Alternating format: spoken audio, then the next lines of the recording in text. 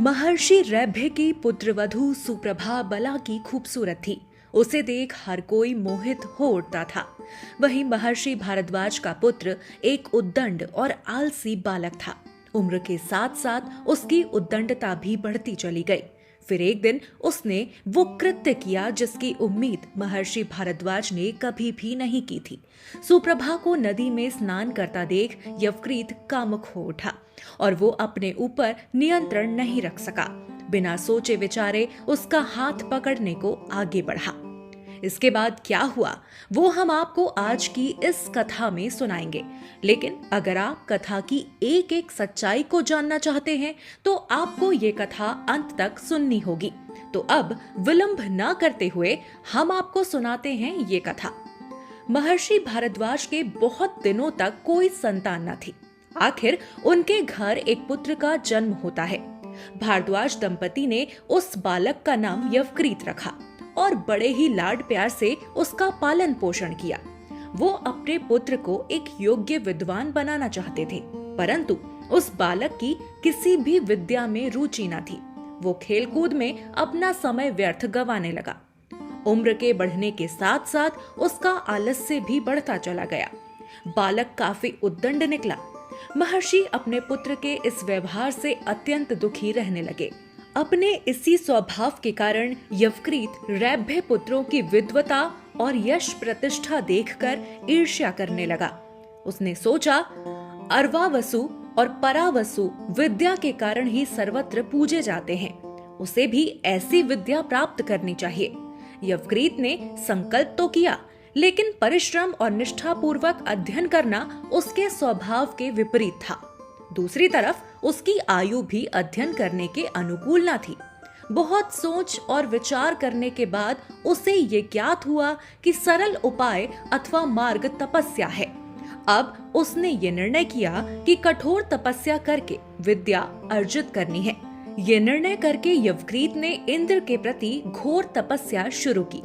इंद्र उसकी तपस्या पर प्रसन्न हुए और उससे पूछा कि वत्स, बताओ तुम कैसा वर चाहते हो।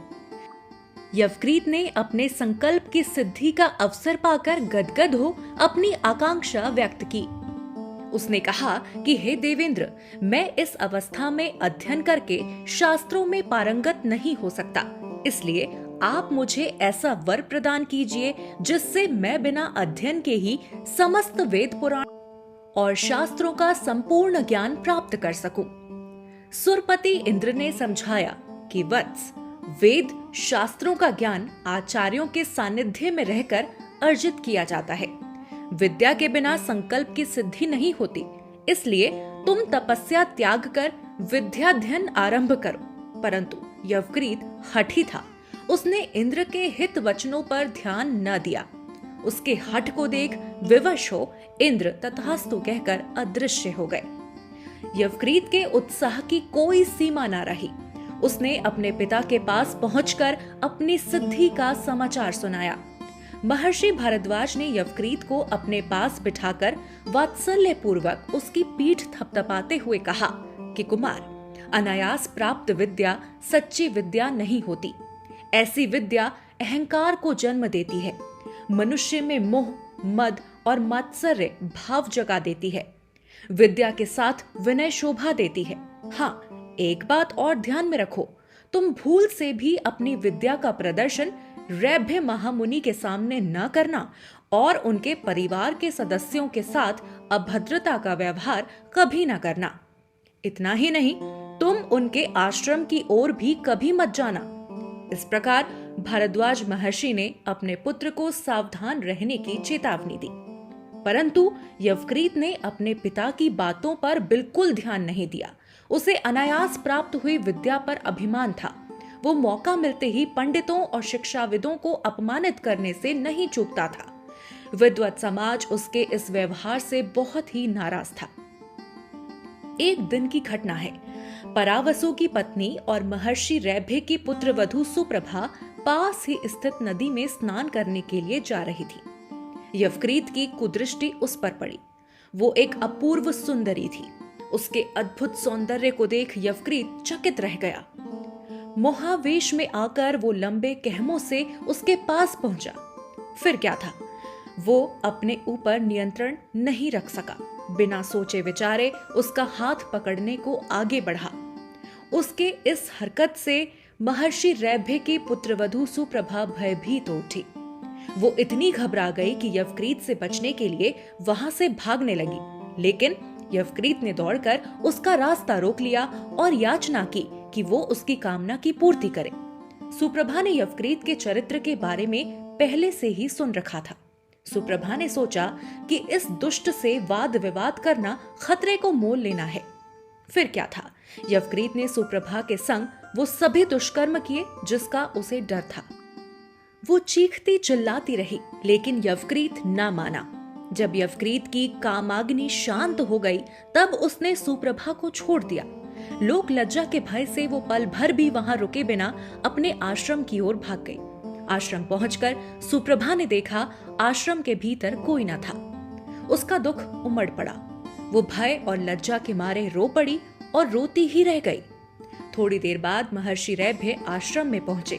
रोती हुई पुत्रवधू को देख सांत्वना पूर्ण शब्दों में पूछा, बेटी बताओ क्या हुआ, तुम्हारे दिल को किसने दुखाया? कहो, मैं उस दुष्ट को उचित दंड दूंगा। श्वसुर की सांत्वना पाकर सुप्रभा ने सविस्तार बताया कि किस प्रकार मुनि भारद्वाज के पुत्र यवक्रीत ने उसका अपमान किया है। महर्षि क्रोध में आ गए। उन्होंने तत्काल अपनी जटा से एक रोम खींचकर होमकुंड में डाल दिया। उसी क्षण होमकुंड की अग्नि में से एक स्त्री उदित हुई। पुनः एक जटा निकालकर रैभ्य मुनि ने होमाग्नि में डाल दिया। इस बार एक भयंकर काया वाला राक्षस अग्निकुंड से निकल आया। होमकुंड से उत्पन्न स्त्री पुरुष दोनों ने हाथ जोड़कर निवेदन किया कि महर्षि आदेश दीजिए, हमें क्या करना है। तुम दोनों इसी समय जाकर यवक्रीत का वध कर डालो, रैभ्य मुनि ने आदेश दिया। महामुनि रैभ्य का आदेश पाकर उसी क्षण दोनों यवक्रीत का वध करने के लिए निकल पड़े। यवक्रीत उनके मकसद के बारे में जानकर भयभीत हो भागने लगा, परंतु शूलधारी राक्षस उसका पीछा करने लगा। अब कोई उपाय ना पाकर यवक्रीत आत्मरक्षा के लिए नजदीक के सरोवर में जा छिपा, किंतु आश्चर्य की बात थी, अगले ही क्षण सरोवर सूख गया।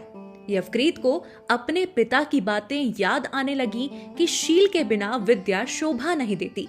परंतु अब कोई उपाय ना पाकर यवक्रीत ने अपने पिता से क्षमा याचना करने के लिए उनके आश्रम में प्रवेश करना चाहा, परंतु अग्निहोम के राक्षसों ने उसको अंदर जाने से रोक दिया। इतने में पीछे से राक्षस ने प्रवेश कर यवक्रीत पर शूल से प्रहार किया। उस आघात से यवक्रीत के प्राण अनंत वायु में विलीन हो गए।